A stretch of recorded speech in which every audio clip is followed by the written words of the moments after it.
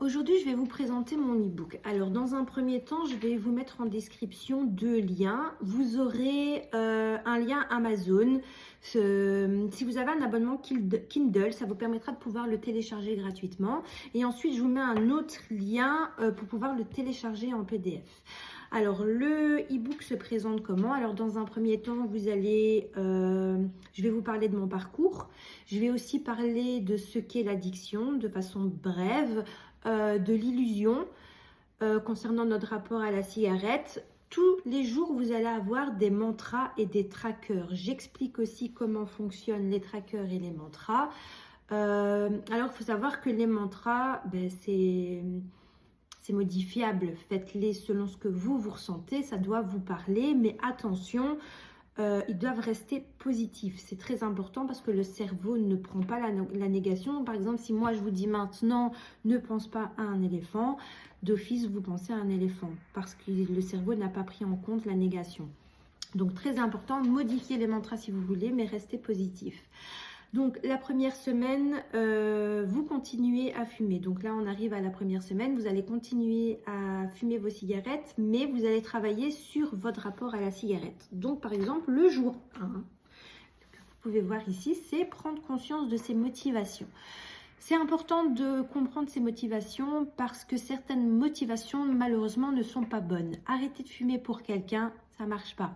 J'ai essayé d'arrêter de fumer pour mes enfants qui sont toute ma vie, j'ai pas réussi. C'est frustrant, c'est difficile à comprendre, mais c'est malheureusement pas les bonnes raisons.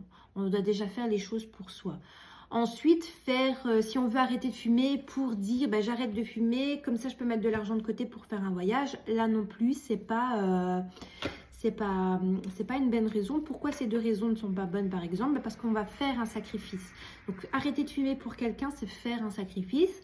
Et arrêter de fumer pour mettre de l'argent de côté, c'est faire un sacrifice. Quand on fait un sacrifice, on est frustré et on a besoin de le compenser. Donc les raisons ne sont pas bonnes.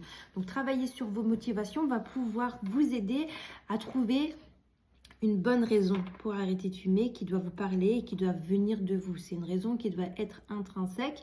Et là, on travaillera en jour 5, le définir votre pourquoi. Votre pourquoi doit vraiment être intrinsèque. Moi, mon pourquoi, c'était j'avais envie d'une belle peau et j'avais envie d'être en bonne santé. J'avais plus envie de tousser le matin, j'avais plus envie d'avoir de respiration sifflante. Et ça a été ma motivation à moi. Ensuite, on a les jours 2, 3, 4 qui sont travaillés les déclencheurs, les croyances et les peurs. Alors moi, par exemple, une de mes peurs, ça a été prendre du poids. Je m'étais dit, si je prends 1 kilo, je préfère fumer plutôt que prendre du poids. Donc, le fait d'avoir pris en considération mes peurs, j'ai pu travailler et j'ai pu me rendre compte que déjà arrêter de fumer ne m'a pas fait prendre 1 kilo. Pourquoi? Parce que je l'avais pris en compte et que j'avais travaillé sur ce point-là. Bien évidemment, ça n'a pas été la seule peur, on en a plusieurs. Notamment, c'était comment est-ce que je vais réussir à gérer le stress si je suis énervée, comment je vais faire, parce qu'en général, c'était je suis énervée, je sors, j'ai besoin d'une cigarette. Voilà, donc pouvoir notifier ses peurs, c'est pouvoir travailler sur ses peurs et ne pas prendre le risque de fumer si une de ses peurs se déclenche ou si une de ses croyances arrive. Parce qu'on a aussi la croyance de, par exemple, c'est ça le travail sur les croyances, c'est quand je suis énervée, j'ai besoin d'une cigarette. C'est une croyance et si on travaille dessus, on se rend compte que c'est une croyance limitante et qu'elle peut très vite disparaître. Alors, on a le jour 6 qui est visualiser sa liberté sans le tabac. Ça va vous permettre de plus tard créer des ancrages et à rester non-fumeur tout le temps. Réflexion et passage à l'action. Et là, on arrive à la 2e semaine qui est le 8e jour. On écrase sa cigarette. Là, je vais vous montrer et reprendre brièvement 2-3 aspects de la 2e semaine. Donc c'est la décision, on écrase la cigarette. Alors là, ce qui va être bien aussi, c'est que le moment où vous allez devoir écraser votre cigarette, certains le font avant le jour 8. Et certains, le jour 8, ne vont pas la fumer entièrement. C'est à vous de voir fumer. Là, moi, je l'ai fumé entièrement.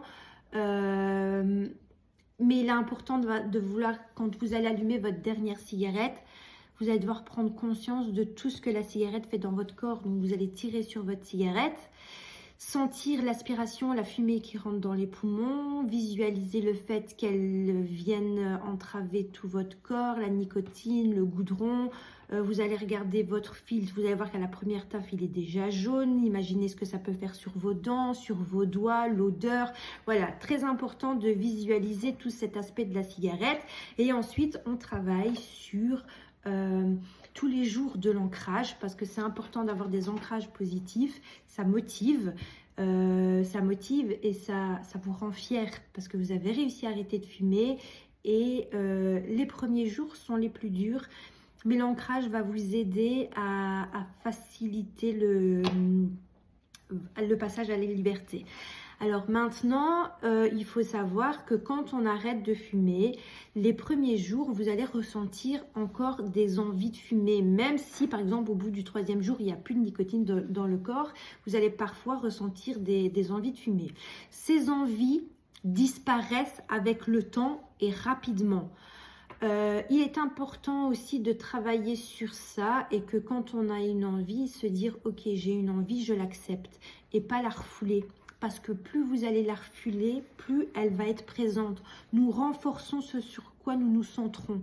Donc, acceptez votre envie et soyez fiers de savoir résister à cette envie qui finalement ne durera que quelques minutes. Et plus vous allez vous accepter l'envie, la faire disparaître doucement et moins elle reviendra vers vous.